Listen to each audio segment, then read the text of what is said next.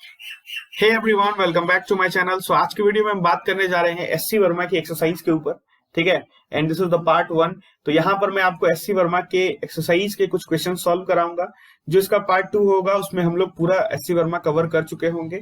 And उसके बाद जो एससी वर्मा के ऑब्जेक्टिव क्वेश्चन हैं, जो अच्छे क्वेश्चन है, बेसिक से हैं, आसान है, आप खुद भी उनको बना सकते हैं, बट मैं उनके भी सोल्यूशन अपलोड कर दूंगा। तो अगर आप चैनल पर नए हैं तो चैनल को सब्सक्राइब कर सकते हैं। ठीक है, सो स्टार्ट करते हैं हम लोग फर्स्ट क्वेश्चन एक्सरसाइज का। आपको यहाँ पे क्या करना है, देखो, find the dimensions of linear momentum. Linear momentum का आपको डायमेंशन फाइंड करना है, फ्रीक्वेंसी का आपको डायमेंशन फाइंड करना है, एंड प्रेशर का आपको डायमेंशन फाइंड करना है। तो हम लोग एक एक करके तीनों का डायमेंशन को फाइंड करेंगे। सो लीनियर मोमेंटम, जिसको हम पी से डिनोट करते हैं, इसका फॉर्मूला क्या होता है, M into V, mass into velocity.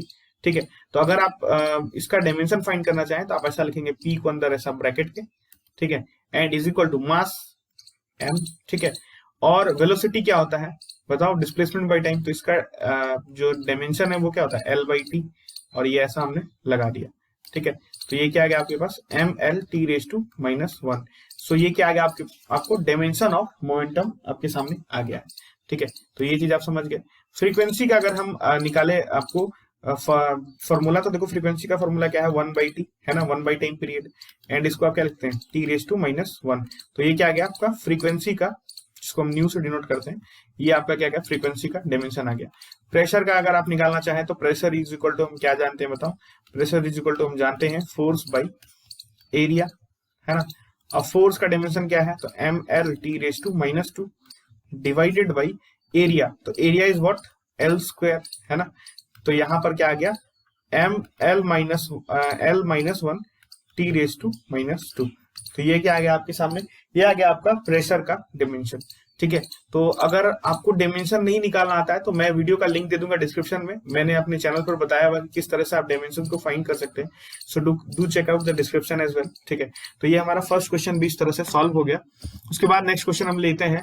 Next question क्या है आपका, एंगुलर स्पीड। ठीक है, तो एंगुलर स्पीड का आपको बताना है डायमेंशन, तो ओमेगा। तो ये देखो, ये चीज आप पढ़ोगे सर्कुलर मोशन में कि ओमेगा का फॉर्मूला क्या होता है एंगुलर स्पीड का, बट अभी आप यहाँ समझो इस तरह से। ठीक है, angular displacement by time taken. ठीक है, ये बोलते हैं। अब ये जो क्वांटिटी ऊपर तुम्हें दिख रही है ना, ये क्वांटिटी डायमेंशन लेस क्वांटिटी है। ठीक है, क्या है, डायमेंशन लेस क्वांटिटी है। तो अगर इसका डायमेंशन आपको फाइंड करना है तो केवल इसको हम कंसीडर करेंगे। ये डायमेंशन लेस कैसे है, ये मैं आपको अभी एक्सप्लेन करता हूँ। ठीक है, ये देखो, ओमेगा का अगर आपको डायमेंशन निकालना है तो ये तो डायमेंशन लेस है, तो ये क्या गया, 1 बाई, आप इस तरह से ऐसा टी है ना, तो ये टी रेज टू -1। तो ये आ गया आपके सामने क्या, एंगुलर स्पीड का डायमेंशन आपके सामने आ गया है। अब ये डायमेंशन लेस है तो कैसे है, ठीक है, तो थोड़ा सा मैं आपको एक्सप्लेन करने की कोशिश करता हूँ। जो एंगुलर डिस्प्लेसमेंट है उसको कैसे करते हैं, जैसे मान लो ये हमारा है सेंटर, एंड यहाँ पे कोई ऑब्जेक्ट था, ठीक है, जो यहाँ से यहाँ तक मूव कर चुका है, ए पॉइंट से बी पॉइंट तक मूव कर चुका है। तो शुरू में ये मान लो ऐसा हॉरिजॉन्टल के साथ थीटा एंगल बना रहा था, बाद में जो एंगल बना रहा था दैट एंगल मान लो डी थीटा बना रहा था, छोटा सा एंगल बना रहा था, तो ये इतना ऊपर चढ़ गया। तो इसका फॉर्मूला क्या है, डी थीटा इक्वल टू हम बोलते हैं आर्क लेंथ बाई रेडियस, है ना, ये बोलते हैं। तो आर्क लेंथ लेट से एल है यहाँ पर, तो ये हमने डाल दिया एल बाई आर रेडियस। अब देखो, ये आर्क लेंथ क्या एक तरह का लेंथ है, और ये रेडियस भी क्या एक तरह का लेंथ है, तो लेंथ अपॉन लेंथ, तो ये कैंसिल हो गया, तो डायमेंशन लेस ही आ गया, इसका कोई डायमेंशन नहीं आ रहा है। तो ये आप थोड़ा सा इस तरह से आप एनालॉजी के साथ समझ सकते हैं कि ये डायमेंशन लेस क्यों है। ठीक है, तो ये हमने पहला क्वेश्चन सॉल्व कर लिया। अब उसके बाद दूसरा क्वेश्चन हम इसी के साथ सॉल्व कर सकते हैं, इसको मैं इरेज कर देता हूँ। दूसरा क्या है हमारा, एंगुलर एक्सेलरेशन। तो एंगुलर एक्सेलरेशन का फॉर्मूला क्या होता है, तो एंगुलर एक्सेलरेशन का फॉर्मूला होता है जिसको हम अल्फा से डिनोट करते हैं। ठीक है, ये इज इक्वल टू हम लिखेंगे ये angular speed, change in angular speed by time taken, है ना, change in velocity by time taken, change in velocity by time taken. आपको कुछ कुछ फील आ रहा होगा। वैसे ये सारी चीजें आपको सर्कुलर मोशन में पढ़नी है। तो अभी हमने इसका डायमेंशन निकाला, है ना, हमने एंगुलर स्पीड या एंगुलर वेलोसिटी आप कह सकते हैं, इसका डायमेंशन हमने क्या निकाला बताओ, ये निकाला हमने टी रेज टू -1, है ना, डिवाइडेड बाई, अब नीचे ये टी, ये है ना, इस तरह से T2 -1, तो ये क्या है, चेंज इन टाइम है। तो ये चेंज इन टाइम है, तो आप देखो इसका भी डायमेंशन क्या होगा, टी होगा। एंड फाइनली अगर आप इसको लेकर जाओगे तो ये -1, तो ये टी रेज टू क्या हो गया, -2 हो गया। तो ये क्या आ गया आपके सामने, ये एंगुलर एक्सेलरेशन का डायमेंशन आ गया। टॉर्क का अगर आप डायमेंशन निकालना चाहें तो हम जानते हैं टॉर्क, ठीक है, टॉर्क इक्वल टू क्या होता है, आर क्रॉस एफ। तो ये देखो टॉर्क इस तरह से लिखते हैं, एंड इसको लिखते हैं हम लोग आर क्रॉस एफ। ठीक है। तो ये एक्चुअल में ये क्रॉस प्रोडक्ट है, बट ये चीज आपको ध्यान नहीं रखनी है अभी, ठीक है, ये चीज आप आगे पढ़ोगे। बस इतना समझो आर क्या है, R is a type of length, तो इसके लिए आप क्या यूज करेंगे, एल यूज करेंगे, and F is what, force here, तो ये M L T raise to minus two, ये यूज कर दिया आपने। फाइनली क्या आ गया आपके सामने, M L square T raise to minus two आ गया, ठीक है। तो ये देखो एनर्जी के जैसा ही टॉर्क का भी डायमेंशन है, ठीक है। अगर आप मोमेंट ऑफ इनर्शिया की बात करें तो इसको हमको फाइंड करना है, तो पहले मैं इन चीजों को इरेज कर देता हूं, फिर मोमेंट ऑफ इनर्शिया का हम लोग डायमेंशन फाइंड कर लेते हैं। तो I is equal to formula होता है एम आर स्क्वायर। ये क्वांटिटी क्या है ये जानना अभी इंपॉर्टेंट नहीं है, अभी बस फॉर्मूला का सिग्निफिकेंस आपको समझना जरूरी है। तो आप देखो I इक्वल टू क्या डाल सकते हैं, एम आर स्क्वायर, यहाँ पर m जो है आपका मास है, r is a type of length, तो एम एल स्क्वायर व्हाट, ये that's come out to be the dimension of moment of inertia, तो ये आ गया आपके सामने एम एल स्क्वायर, ठीक है। तो ये चीज आप समझ गए, ये दो क्वेश्चन मैंने आपको सॉल्व करा दिए। तीसरा क्वेश्चन देखो आपके सामने है, ये एक्सरसाइज का क्वेश्चन है, ठीक है। तो ये क्वेश्चन मैं एक एक करके सारे क्वेश्चन सॉल्व करा दूंगा, हर चैप्टर के लिए यही होगा, ठीक है। मैं एससी वर्मा के क्वेश्चन सॉल्व करा दूंगा, आपको एनसीईआरटी के क्वेश्चन डिस्कस कर दूंगा, कॉन्सेप्ट तो मैं आपको दे ही रहा हूँ, लेक्चर आपको प्रोवाइड हो ही रहे, ठीक है, डीपीपी भी मैं देता हूँ। तो वो सारी चीजें आप अगर फॉलो करेंगे तो आपको जेई के प्रिपरेशन में या नीट की प्रिपरेशन आप कर रहे हैं, या इवन सिर्फ अपने ओन इंट्रेंसिक इंटरेस्ट के लिए पढ़ रहे हैं, तो आपको बहुत ज्यादा मदद करेगा। तो आप चैनल को सब्सक्राइब कर सकते हैं, ठीक है, अगर नए हो। तो देखो थर्ड क्वेश्चन हम लोग डिस्कस कर रहे थे, तो इसमें आपको क्या बताना है, डायमेंशंस ऑफ इलेक्ट्रिक फील्ड। तो इलेक्ट्रिक फील्ड ये वाला फॉर्मूला से आपको डायमेंशन बताना है, ठीक है। तो हमने देखा हुआ है एफ इज इक्वल टू क्या, क्यू ई। तो यहां से अगर आप इलेक्ट्रिक फील्ड का फॉर्मूला लिखे तो वो क्या लिख सकते हैं, एफ बाई क्यू, ठीक है। तो फोर्स का डायमेंशन हमें पता है, क्यू का डायमेंशन क्या होगा, तो देखो हम जानते हैं कि आई इज इक्वल टू क्या होता है, क्यू बाई टी। तो क्यू इज इक्वल टू आप क्या लिख सकते हैं, आई टी, है ना, इस तरह से लिख सकते हैं। तो ये अगर आप इसको ऐसे लिखेंगे तो आई टी, ये क्या आ गया आपका डायमेंशन आ गया क्यू का, ठीक है। तो अगर आप ई का डायमेंशन लिखना चाहते हैं तो फोर्स की जगह क्या लिखेंगे, M L T raise to minus two, and then divided by Q की जगह आप क्या लिखेंगे, आई टी, है ना, इस तरह से आई टी हमने डाल दिया, ठीक है। तो ये क्या हो गया आपके सामने, देखो ये टी एक ऊपर चला गया एंड ये आई ऊपर चला गया, तो आप इसको फाइनली क्या लिख सकते हैं, आप लिख सकते हैं M L T raise to minus three, क्योंकि एक ऊपर चला गया है ना, and I raise to minus one, तो T raise to minus three, I raise to minus one. तो ये इस तरीके से हमने इलेक्ट्रिक फील्ड का डायमेंशन फाइंड कर लिया, ठीक है। तो अब उसके बाद मैग्नेटिक फील्ड का आपको डायमेंशन फाइंड करना है, अगर तो मैग्नेटिक फील्ड का डायमेंशन फाइंड करना है तो ये F equal to Q V B formula दिया हुआ आपको, ठीक है। तो ये बी इक्वल टू यहाँ से क्या लिख सकते हैं आप लिख सकते हैं एफ बाई क्यू वी, है ना। अब देखो एफ तो यहाँ फोर्स है, तो M L T raise to minus two, and उसके बाद क्यू, तो क्यू का हमने डायमेंशन जानते हैं आई टी, है ना, and V is what, velocity here, तो वेलोसिटी का क्या होगा, L T raise to minus one, इस तरीके से। एंड देन फाइनली आप इसको अगर सॉल्व करेंगे तो ये जो आ जाए, ठीक है, आप कैलकुलेट कर लेना। तो ये देखो मैग्नेटिक फील्ड का आप डायमेंशन इस तरह से निकाल सकते हैं। अब ये मैग्नेटिक परमिएबिलिटी म्यू नॉट जिसको बोलते हैं, ठीक है, तो इसका आपको डायमेंशन निकालना है। तो अगर मैं इसको इरेज करूं, ठीक है, एंड इसका अगर आपको डायमेंशन निकालना है तो आप म्यू नॉट का क्या लिख सकते हैं, यहां से फॉर्मूला म्यू नॉट का लिख सकते हैं क्या, देखो 2 पाई ए बी बाई आई, इस तरीके से लिख सकते हैं। अब ये 2 पाई क्या है बताओ, ये तो कांस्टेंट है, तो इसका तो डायमेंशन है नहीं, ठीक है। तो अब ये तो डायमेंशन लेस हो गया ये चीज। अब ये बी ए ऊपर रह गया, तो ये आप लिख सकते हैं बी ए बाई आई का डायमेंशन अगर आप निकालें तो ए जो है यहाँ पर आप एक तरह का डिस्टेंस है आप कह सकते हैं, ठीक है। तो बी का हमने डायमेंशन इस वाले क्वेश्चन से निकाला हुआ, तो ये हम यहाँ डाल देंगे, ठीक है, बी का डायमेंशन। एंड उसके बाद ए इज व्हाट, ए की जगह हम एल यूज करेंगे, एंड आई जो है ये आपका करंट है। तो अब उसके बाद आप इसको सॉल्व कर सकते हैं। तो इसको मैंने पूरा सॉल्व नहीं किया, आप इसको आसानी से सॉल्व कर सकते हैं। इस तरह के क्वेश्चन आप में भी बनाए भी हो पहले, ठीक है। तो ये हमने यहाँ पर 3 क्वेश्चन को डिस्कस कर लिया है। अब हम लोग नेक्स्ट क्वेश्चन को डिस्कस कर लेते हैं। चौथा क्वेश्चन जो स्क्रीन पे आप देख सकते हैं, तो इसमें आपको क्या बताना है, dimensions of electric dipole movement और मैग्नेटिक डाइपोल मूवमेंट का डायमेंशन आपको बताना है। तो देखो यहाँ पर आपको इलेक्ट्रिक डाइपोल मूवमेंट का ये फॉर्मूला दिया हुआ है, ये क्या है, किस लिए है, ये सब अभी समझना जरूरी नहीं है। बस फॉर्मूला का आपको जो यूजुअल मीनिंग है वो पता होना चाहिए, आप डायमेंशन फाइंड कर सकते हैं, ठीक है। तो ये देखो P इज इक्वल टू हमने लिखा है यहाँ पर Q इंटू डी, ठीक है। Q जो है चार्ज है, D जो एक तरह का डिस्टेंस है। तो यहाँ पर आप डाइपोल मूवमेंट का डायमेंशन फाइंड करना चाहते हैं, तो Q के जगह Q का डायमेंशन हम क्या जानते हैं, आई टी, है ना, करंट के फॉर्मूला से। एंड डी क्या है, is a type of length, तो ये क्या बोल सकते हैं, एल आई टी। ये क्या गया, डायमेंशन आ गया किसका, इसका डायमेंशन है ये, तो ये इलेक्ट्रिक डाइपोल मोमेंट का डायमेंशन है, ठीक है। अब ये मैग्नेटिक डाइपोल मोमेंट, तो m इक्वल टू क्या दिया हुआ है हमारे सामने, आई ए। आई यहां पर क्या है देखो, तो आई इज करंट यहाँ दिया हुआ है, एंड ए इज क्या है, ए इज एरिया, तो आप यहाँ पे क्या डालेंगे, आई एल स्क्वायर, ठीक है। तो ये क्या गया, मैग्नेटिक डाइपोल मोमेंट का आपको डायमेंशन फाइंड चल गया, ठीक है। तो ये इस तरह से हमने चौथा क्वेश्चन भी सॉल्व कर लिया। इसके बाद पांचवा क्वेश्चन देखो आप, find the dimension of Planck's constant h from the equation E equals to h nu where E is the energy and nu is the frequency। देखो E equals to h nu ये आप पढ़ोगे, ठीक है, modern physics में, ठीक है। ये आप केमिस्ट्री के second chapter photo electric effect में भी ये चीज आप पढ़ोगे, ठीक है। तो वो आप उसके लिए हम लोग छोड़ देते हैं वहां पर। अभी आपको h का क्या निकालना, आपको डायमेंशन निकालना है, तो h इक्वल टू आप क्या लिखेंगे, E बाई न्यू।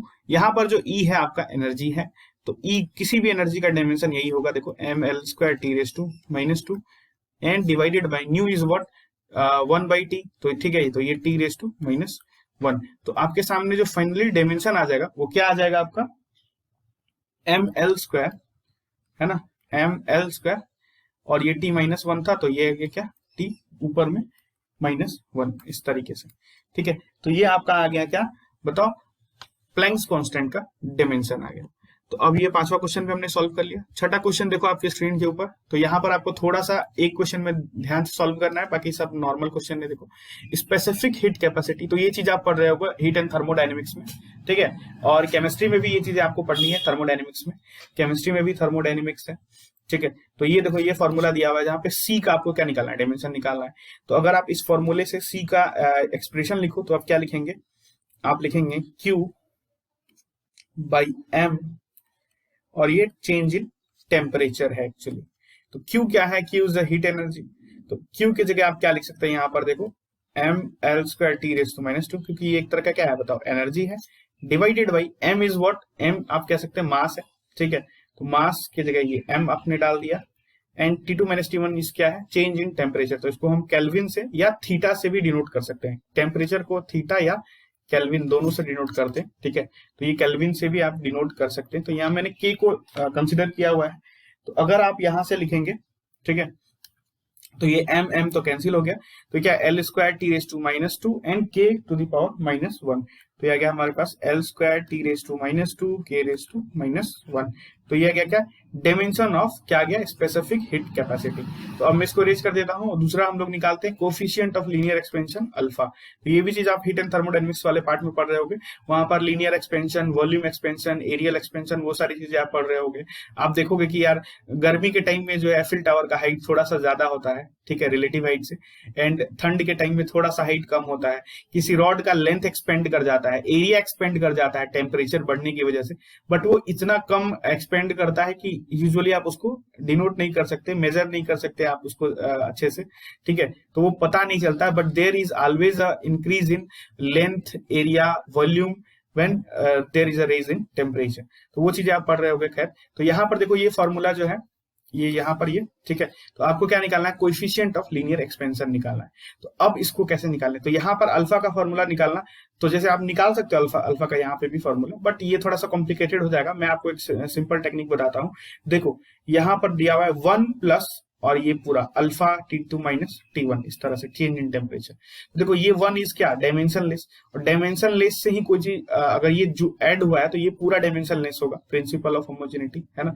जैसा हम जानते हैं कि ये थोड़ा सा अलग तरह से मैं बता रहा हूँ, मैं जान रहा हूँ, ठीक है, बट इस तरह से आप सोच सकते हैं कि ये पूरा चीज क्या है, डायमेंशन लेस है, और इसमें ये चीज ऐड हुआ तो ये भी डायमेंशन लेस ही होगा। तो आप देखो, तो ये आप लिख सकते हैं अल्फा और ये चेंज इन टेम्परेचर, ये क्या होगा, डायमेंशन लेस होगा।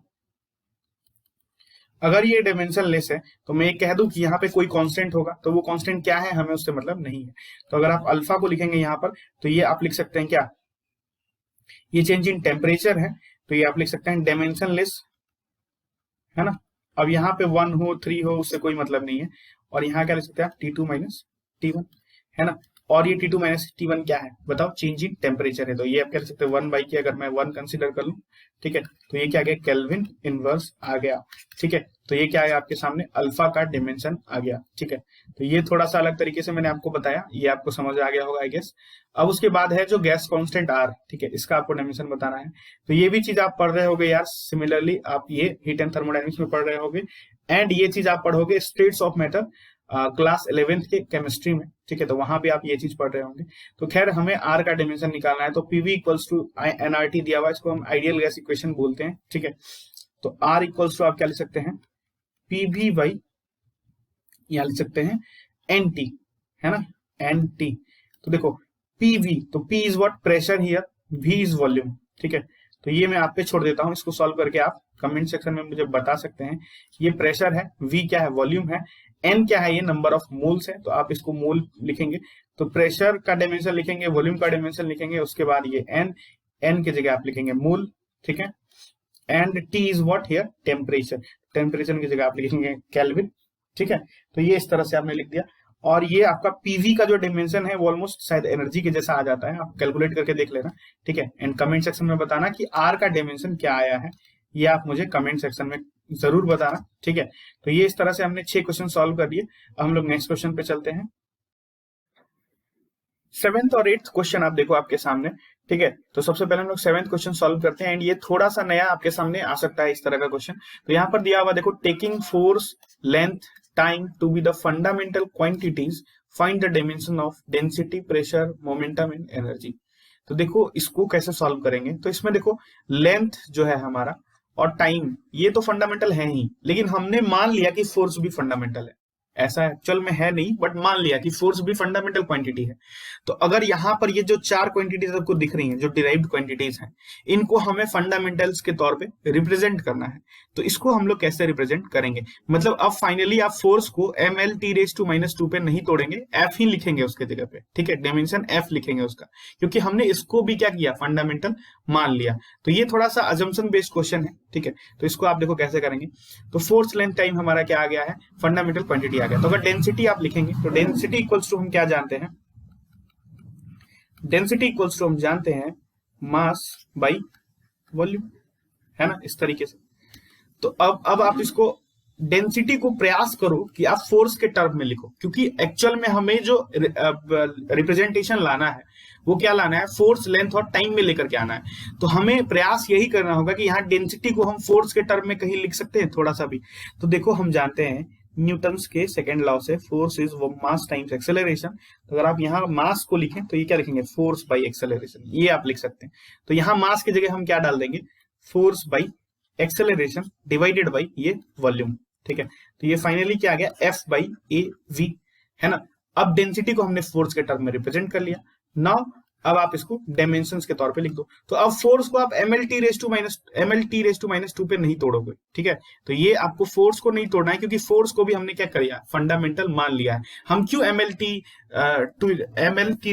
पे तोड़ते थे, क्योंकि वो फोर्स जो था वो डिराइव्ड था, है ना, वो फंडामेंटल्स के तौर पे रिप्रेजेंट करते थे। लेकिन ऐसा सिस्टम जहां हमने एफ को भी फंडामेंटल मान लिया, उसको हम वापस से नहीं तोड़ेंगे। तो एफ तो हमारा ऐसा ही रह गया, तो एफ का डायमेंशन तो एफ ही है।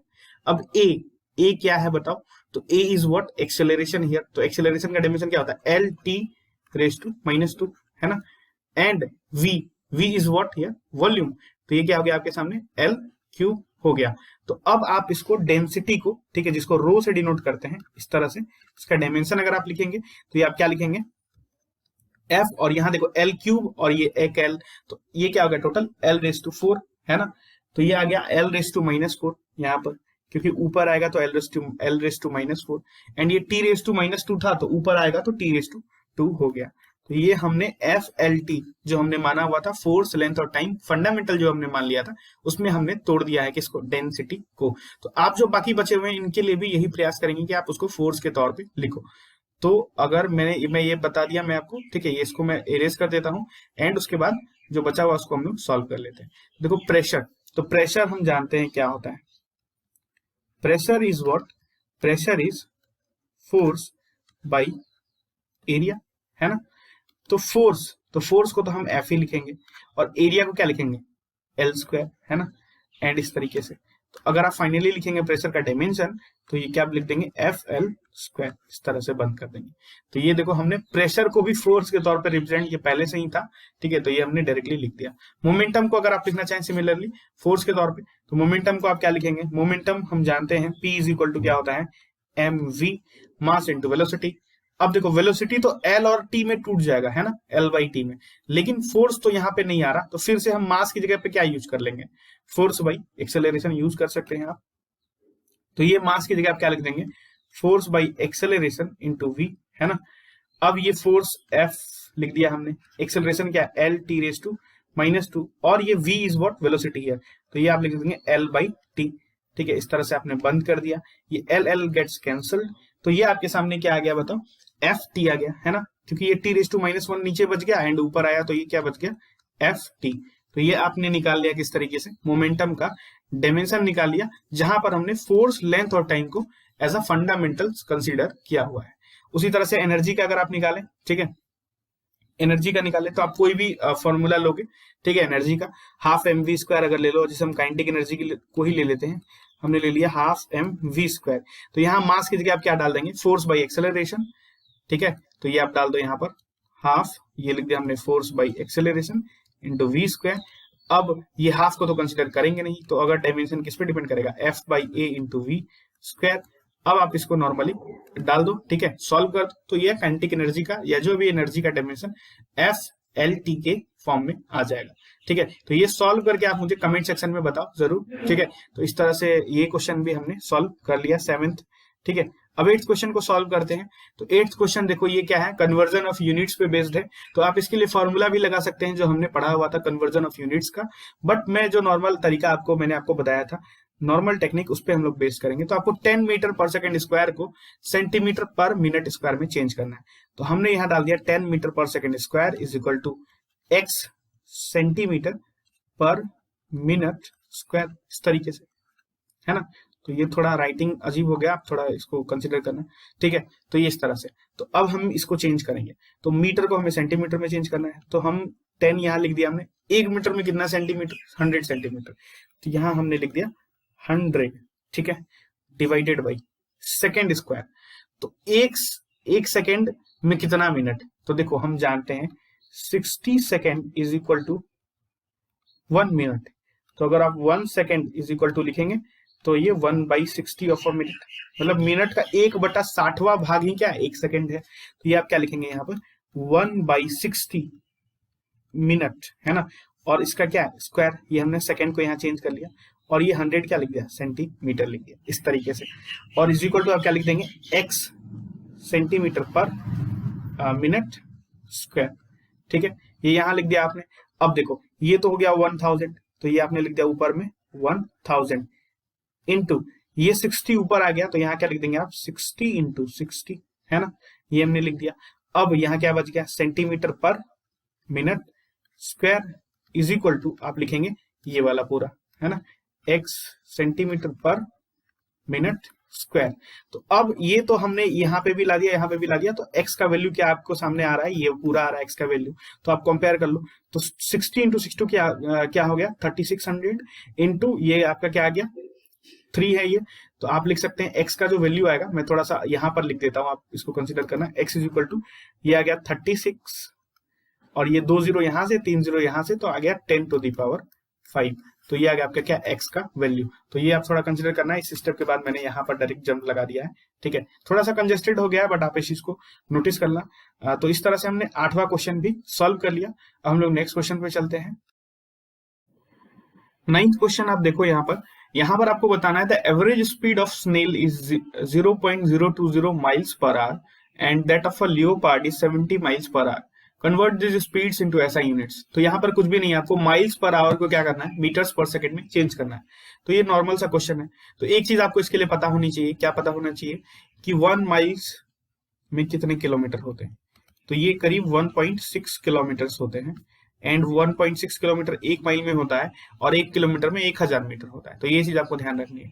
तो अगर आप 0.020 ठीक है माइल्स पर आवर को आप किस में चेंज करना चाहते हैं, आप चेंज करना चाहते हैं इसको मीटर्स पर सेकंड में। तो कैसे चेंज करेंगे, लिखेंगे 0.020 इंटू माइल्स को किलोमीटर में चेंज कर दो पहले, तो 1.6 कर दिया हमने, ठीक है, इनटू 1000, है ना, तो ये हमने 1000 मीटर्स में कर दिया, है ना, क्योंकि किलोमीटर को आपने फाइनली क्या बदलना था, मीटर्स में बदलना था, तो ये हमने लिख दिया 1000 मीटर्स, ठीक है।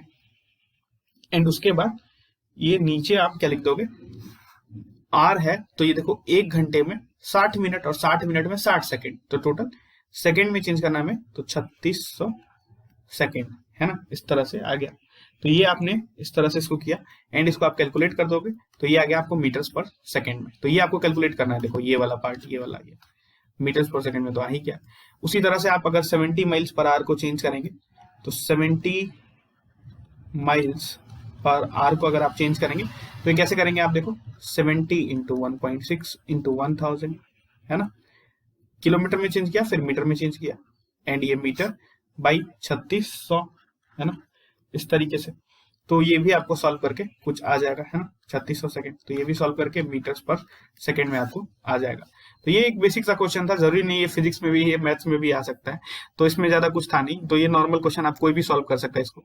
इसके बाद जो क्वेश्चन है 10th क्वेश्चन, ठीक है, तो 10th क्वेश्चन में दिया गया है, the height of a mercury column in a barometer in Calcutta laboratory was recorded to be 75 centimeter. Calculate this pressure in SI in CGS units. यहाँ देखो प्रेशर को दो सिस्टम में कन्वर्ट करना है, एक तो SI सिस्टम में हमें करना ही है, ठीक है, एंड एक CGS में भी करना है। यूजिंग द फॉलोइंग डेटा, यहाँ पर कुछ डेटा दिया गया, specific gravity of mercury 13.6, density of water दिया हुआ है आपको, जी दिया हुआ है, प्रेशर का फॉर्मूला दिया हुआ है HROG, ठीक है। तो ये देखो मैं एक चीज आपको बताता हूँ, स्पेसिफिक ग्रेविटी क्या होता है, ठीक है, तो ये थोड़ा सा डिफाइन कर देता हूँ, थोड़ा सा वैसे फ्लूइड मैकेनिक्स में भी पढ़ना है आपको।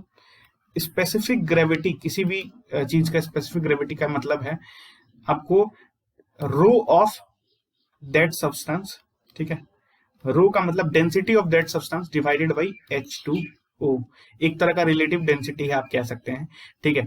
तो मतलब स्पेसिफिक ग्रेविटी किसी भी चीज का वो होता है उस सब्सटेंस का आपको ये density divided by density of water, ठीक है। तो अगर आपको स्पेसिफिक ग्रेविटी दिया हुआ है, तो आप उस चीज का आप डेंसिटी निकाल सकते हो सब्सटेंस का, क्योंकि रो ऑफ H2O तो हर किसी को पता है, तो आप इसको स्पेसिफिक ग्रेविटी से मल्टीप्लाई करेंगे तो आपको डेंसिटी ऑफ दैट सब्सटेंस मिल जाएगा। तो इसीलिए ये दिया हुआ आपको स्पेसिफिक ग्रेविटी। तो अगर इस केस में वाटर की क्या है बताओ डेंसिटी, तो ये क्या 10⁻³ kg पर मीटर क्यूब।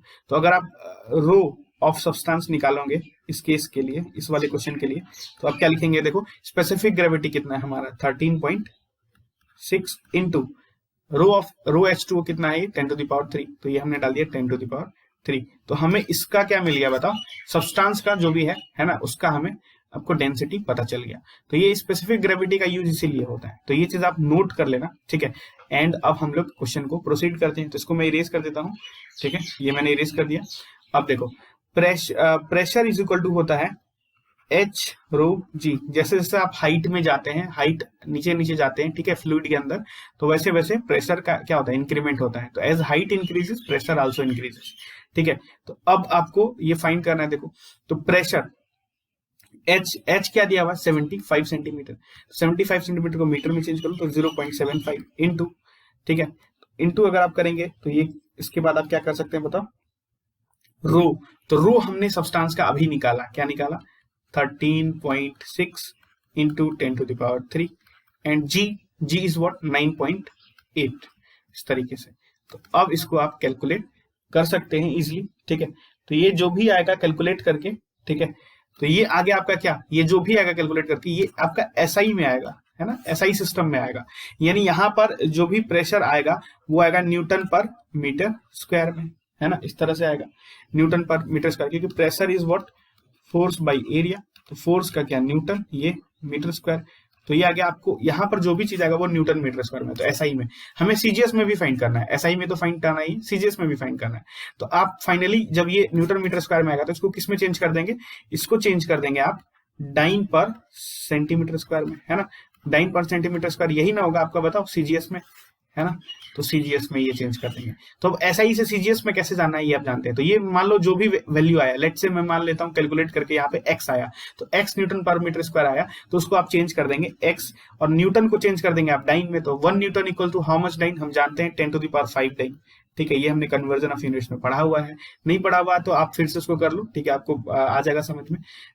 ये आपने डाइन न्यूटन को डाइन में चेंज कर दिया 10⁵, और डाइन लिख देंगे ऊपर, और डिवाइडेड बाई, है ना, सेंटीमीटर स्क्वायर। हमें ये मीटर को सेंटीमीटर में करना है, तो 1 मीटर में 100 सेंटीमीटर, तो मीटर स्क्वायर है यानी 10⁴, ये हम कर लेंगे, और यहाँ नीचे क्या लिख देंगे, सेंटीमीटर स्क्वायर। तो ये यहाँ आने के बाद ये एसआई में आ गया एक आंसर, तो ये हमारा ये हो गया। दूसरा आंसर क्या हो गया, x इंटू 10⁵ बाई 10⁴ से डिवाइड कर देंगे, ये डाइन पर सेंटीमीटर स्क्वायर में हमने चेंज कर दिया, तो ये हमारा सीजीएस में आंसर आ जाएगा। तो ये क्वेश्चन भी आप सॉल्व करके मुझे कमेंट सेक्शन में बताना। ऑलमोस्ट मैंने 2-3 क्वेश्चन आपको होमवर्क के तौर पर दे दिए हैं, थोड़ा थोड़ा ही कैलकुलेट करना है इन चीजों में। आप इन चीजों को क्वेश्चन को सॉल्व करके मुझे कमेंट सेक्शन में जरूर बताएं, ठीक है। एंड चैनल पर नए हो तो सब्सक्राइब कर सकते हैं। Thanks for watching the video. थोड़ा सा चैनल के बारे में बताना चाहता हूँ कि चैनल पे मैं आपको एससी वर्मा, जैसे आपने अभी इस वीडियो में देखा, डीसी पांडे, ठीक है, एससी वर्मा का जो solution, D C Pandey and Cengage publications की जो बुक होती है, ठीक है, पूरा अच्छा क्वेश्चन, जो भी टफ क्वेश्चन है मैं आपको सॉल्व कराऊंगा, along with the previous year questions of JEE and NEET and other exams as well, ठीक है। तो ये आपको, ये चैनल जेई नीट के प्रिपरेशन में आपको बहुत ज्यादा हेल्प करेगा, बहुत ज्यादा आपके प्रिपरेशन को बूस्ट करेगा। तो चैनल पर नए हो तो चैनल को सब्सक्राइब कर सकते हैं, एंड शेयर करो, क्योंकि मुझे बहुत ज्यादा सपोर्ट की जरूरत है अभी, ठीक है। आप शेयर करेंगे जितना ज्यादा, उतना चैनल ग्रो होगा एंड उतने लोगों के साथ हम जुड़ पाएंगे। सो इसी के साथ वीडियो को समाप्त करते हैं, मिलते हैं नेक्स्ट वीडियो में। Till then, thank you.